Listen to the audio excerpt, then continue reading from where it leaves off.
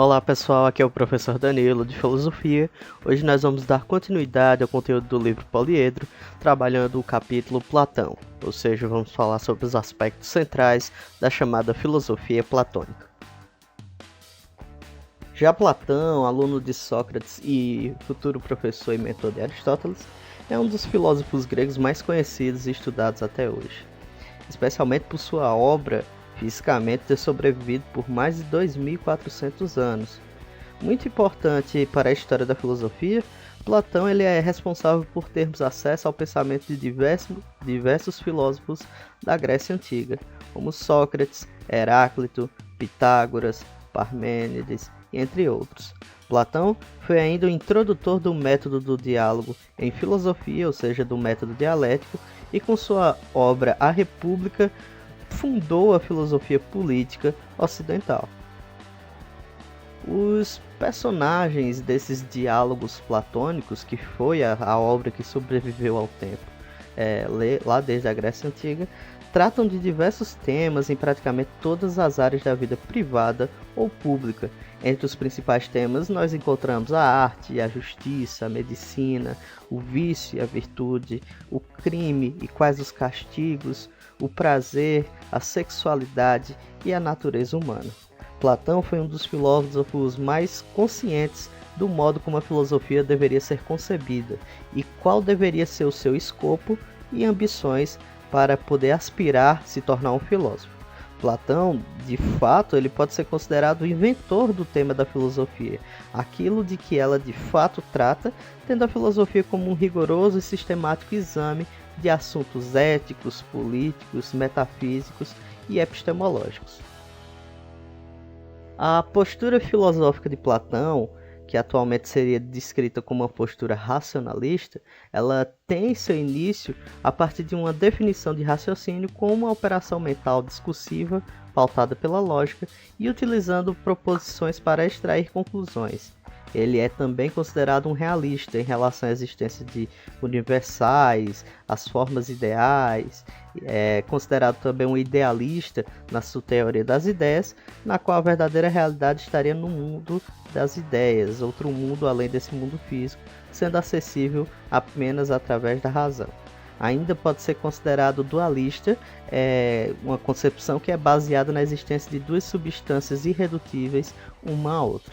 Embora Platão e as suas posturas filosóficas não tenham sido completamente desenvolvidas por ele, suas ideias iniciais inspiraram a formação destas posições filosóficas, a qual ainda se desenvolvem até hoje.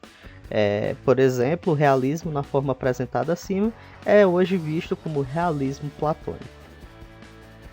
Entre uma das suas principais influências e como eu posso dizer, uma das suas principais contribuições para a filosofia seria a chamada teoria das formas ou a teoria das ideias.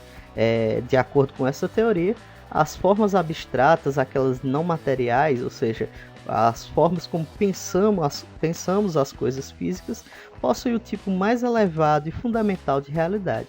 Mesmo não possuindo existência física, estas formas são substanciais e imutáveis. Por exemplo, quando nós pensamos sobre uma cadeira, existe sim uma cadeira física, que é a que provavelmente vocês estão sentados agora, mas existe também a ideia de cadeira, uma ideia que não muda, um conceito que está presente em todos os seres vivos ao tentar traduzir o que seria uma cadeira.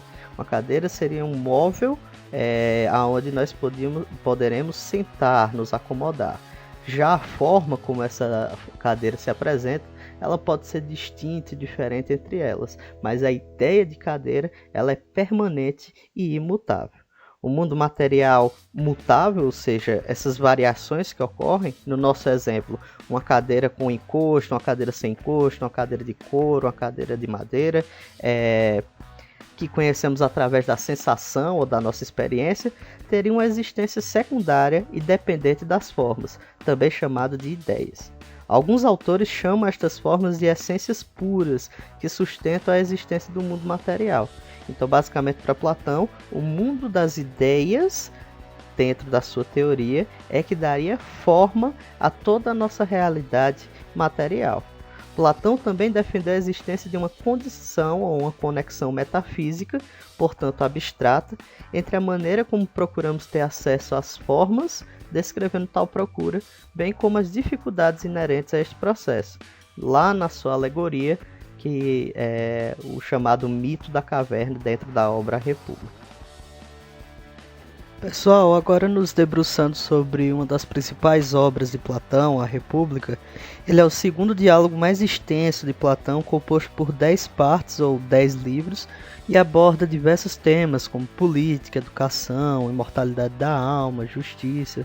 Entretanto, é bom lembrar que ele serve como expoente ou como personagem central o personagem Sócrates, que é o seu mentor. Ele narra em primeira pessoa e é responsável pelo desenvolvimento dessas ideias. Essa é a principal e mais complexa obra de Platão, onde estão presentes os principais fundamentos de sua filosofia.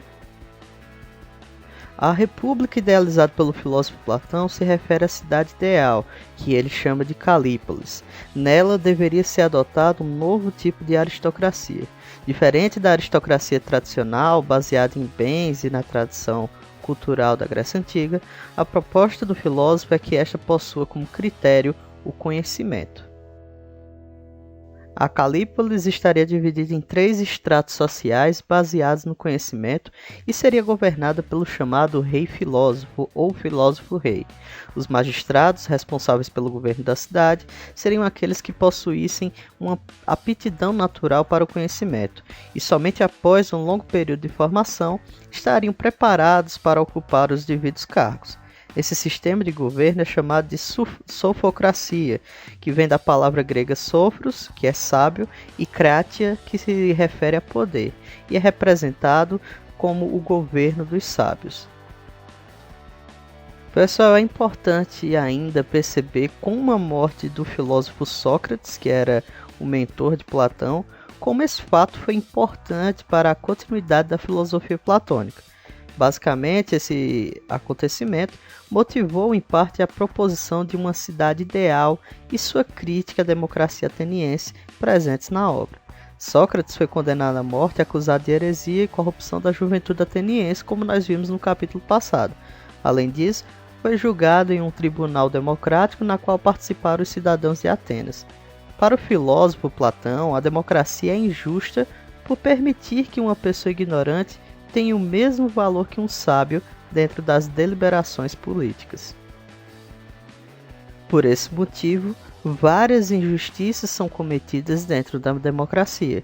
Para ele, o critério da maioria, base da democracia em si, não possui qualquer tipo de validade, já que em muitos casos, como o que aconteceu com Sócrates, a maioria pode estar errada e ser democraticamente injusta. É em A República que se apresenta o célebre mito da caverna que nós já falamos, proposto por Platão, que seria uma metáfora sobre a vida de Sócrates e o papel da filosofia. Como já foi falado, pessoal, a justiça vai ser o cerne, o centro da discussão da obra A República. Todo o texto se desenvolve ao redor da tentativa de definir esse conceito a partir da fala de Sócrates e dos seus interlocutores. Platão acredita que a justiça é a maior de todas as virtudes e compreende que para que se possa praticá-la de fato, é necessário primeiro definir o conceito de justiça. Tanto que os 2 primeiros livros são dedicados apenas ao tema e mostram a dificuldade de se definir um conceito tão importante e complexo como é a justiça. Então é isso, pessoal, espero que vocês tenham gostado da videoaula de hoje. Não deixem de curtir o vídeo, de comentar. Se ficou alguma dúvida, deixa o comentário aí embaixo do vídeo, beleza? E ao longo da semana eu quero que vocês abram o livro de filosofia lá nas páginas 74 e 75. Na próxima videoaula eu vou estar corrigindo essas questões com vocês, beleza? Desejo a todos uma ótima semana e até mais!